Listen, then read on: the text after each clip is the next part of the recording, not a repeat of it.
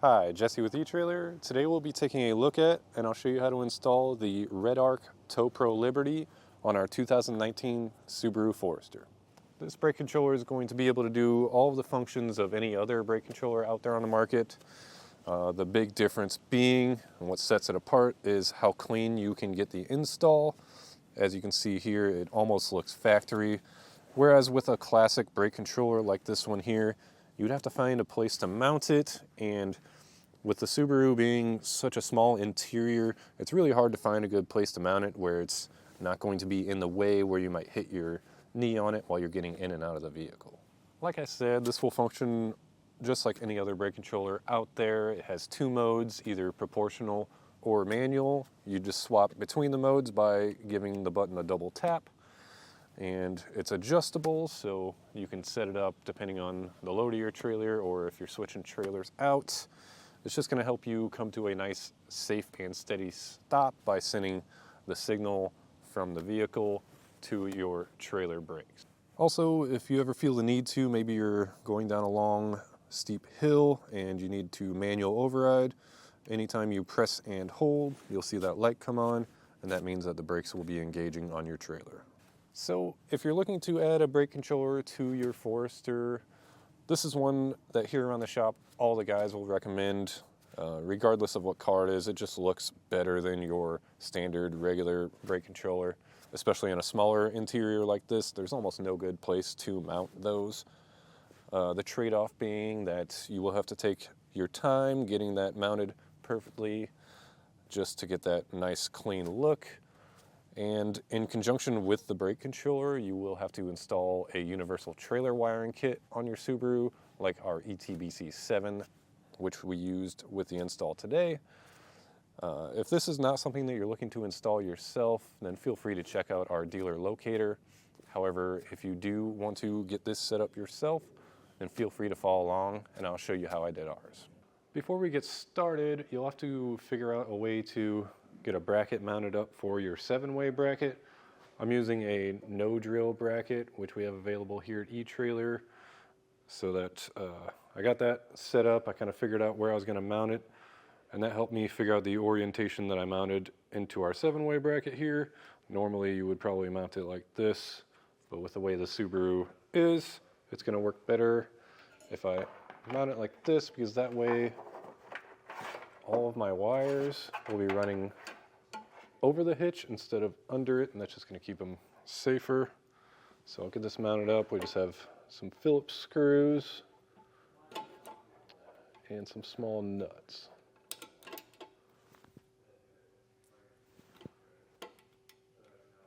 Now we'll just go over all of our wires real quick. We have our 4-pole here that's going to plug into our 4-pole that's coming from the car. White is ground. Yellow is actually reverse light, which we're not going to use, so I'm just going to get that out of the way for now. We'll tape it up later. Our blue will be to our brake controller, and black will be power. So I'll get our 4-pole plugged in. I'll actually just cut this off. We don't need that anymore. And these two just plug together. However, once we get it plugged in, what I'll do is run a zip tie and tape them up just to make sure they're nice and secure. Now we'll take our sheathed wires that came in our kit. I just sliced down the middle with a razor blade so we can get access to our wires. I'll be connecting the black wire to our black wire and the white wire to our blue wire. We'll start by stripping each one.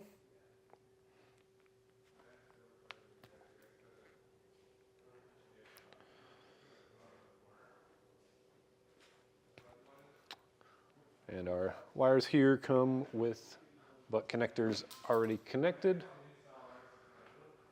So I will just take this end here, put it in there, and crimp it down.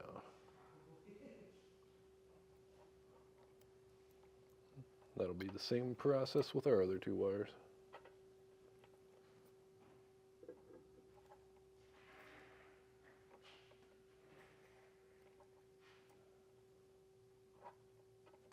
Once those are connected, we will run some tape on the ends of them just to keep any moisture out. What we'll do next is I will run our wires up to the front of the vehicle, and I'll come back and show you the route that we took. Now we'll go through how I got the wires all the way back. We just went up above our subframe here. Once we got past the subframe, I ran it into this little skid panel and stayed up above that. I had to remove this bolt, which is 12 millimeter, and then there's a few Phillips that I also removed. But it's just staying up above this skid plate where it's going to be safe. And I came out right here, and in order to run it up into the engine bay, I just ran a piece of airline tubing down and taped the wires to it and then pulled them up. You could also use something like a clothes hanger, but I just used what we have here at the shop. Now we need to find a good place for our ground. What I did was, they just have some rust-proof coating here. I scraped that off, cleaned it down to bare metal, and I'll take a self-tapper and get that screwed in.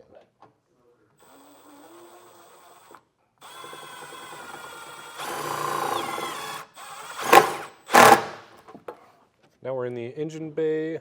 This is where we brought our wire up. One thing to note is to make sure you stay away from the steering shaft there. So I zip tied it to that wiring harness just to keep it up out of the way of that. Now for our circuit breakers. There's going to be 3 circuit breakers in the kit. We're only going to be using 2 of them. Our brake controller that we're using is going to run off a 30 amp. And then the ETBC7 itself runs off a 40 amp. So I just marked that. It is written on the side, but once we get those mounted, it's going to be hard to read. So we just have to find a nice place for these to mount and stay. I'm going to plan on mounting one here and then having another one here. And then once I get our wires hooked up, I'll make sure to run around the fuse box just in case somebody needs to access that. They don't have to move the wires out of the way. But we'll get those bolted down with the included self-tappers, just using a 1/4 inch socket. We'll just run 4 screws into the holes there, and we'll get those mounted up.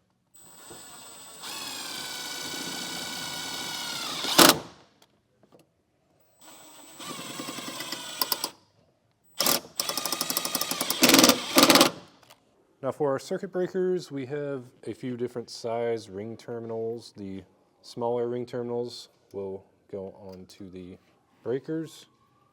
Then the large ones, these are for our battery terminal here. So what I have done already is I cut our black wire with just enough length to reach our 40 amp circuit breaker.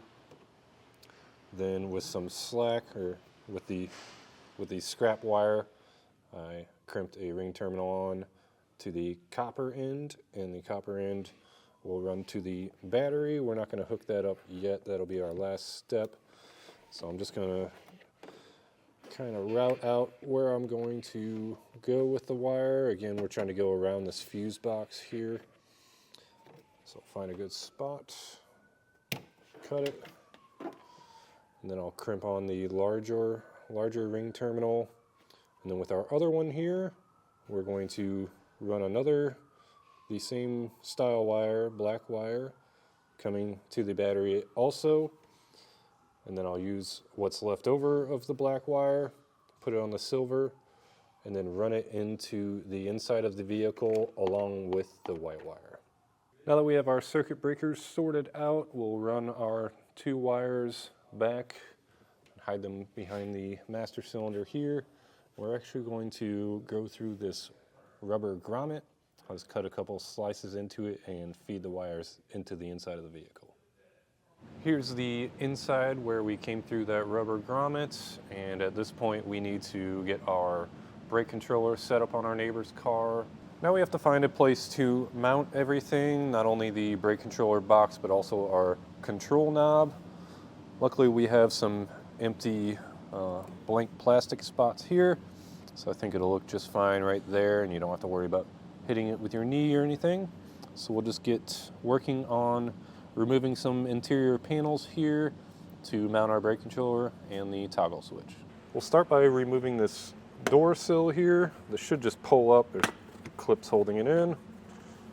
So work your way down the line. Set that aside. Now we need to get this kick panel here. There's a push pin holding it in back here. Use your trim panel tool, pop that out. And we'll see if this should just come out after that. Just a couple clips, pop those loose. We'll pop this side panel off just with a little trim pry tool. Might be easier to just peel this rubber and get it out of our way. Just try to find a spot where you can dig in. It should pop right out. Now there's a Phillips screw here that we'll need to remove.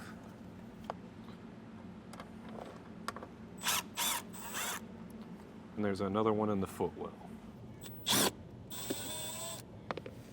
We had to remove the hood release cable from the lever, and all you got to do is push this piece down, and then this piece here will kind of rotate and slide out. Now we'll just carefully pull everything apart. Should just be clips holding us in at this point. So I'll start here, work your way around the lower airbag there,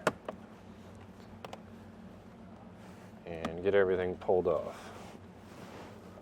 Once you have all the clips undone, don't pull it too hard because we will have to unplug all of these plugs here. So we'll just work our way down the line. They should all plug in essentially the same way. Just a push pin on the bottom and pull out. Luckily these are all color coordinated, but might make it easier to just keep everything kind of in mind and organized. So let's get all of these popped out, and then we'll be able to work with our panel here. Here's the back of that panel we just removed.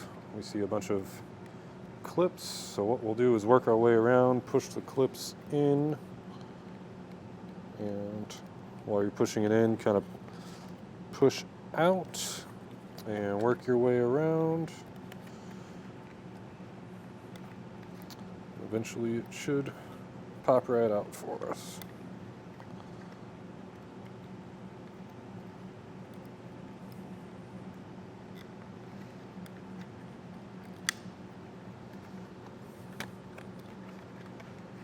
Now here's the blank switch that we're going to use, so I'll just pop it out again. Should just be held in by a few clips. And then slide out. So there's a clip on each side holding it in.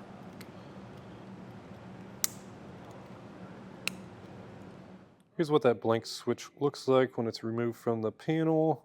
So what we'll have to do in order to get our new brake controller switch installed is I'm going to have to cut out all of this little grid and this switch.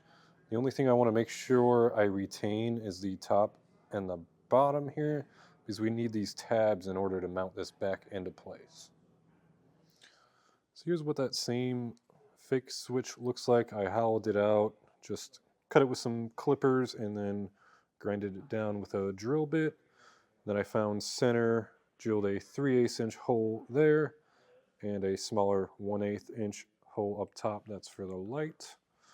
So we'll take our new switch, should slide right into place. Make sure you get the light lined up with that top hole. And we'll take our nut included, get that started. And then we'll just tighten that down a bit with the socket. It's a 12mm. Doesn't have to be super tight, just make it so that it won't fall out and it's also centered.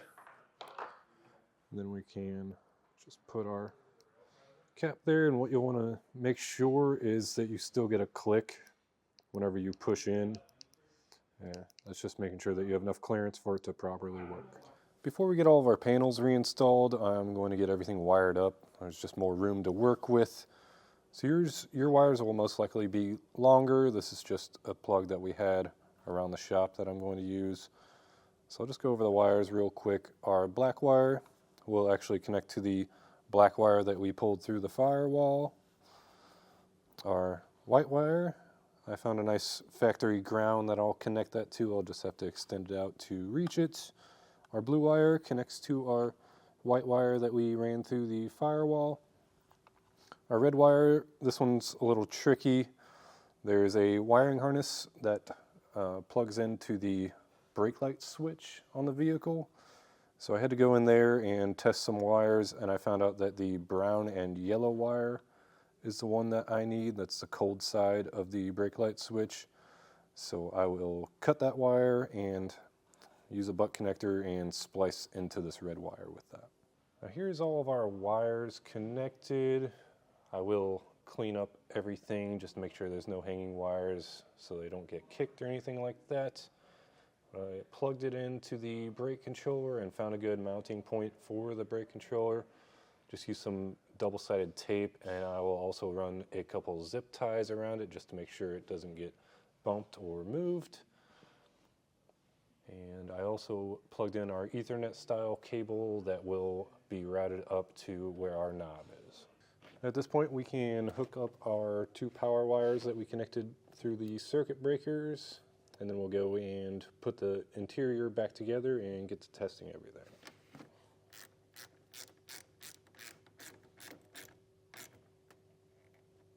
Now we got our interior back together here.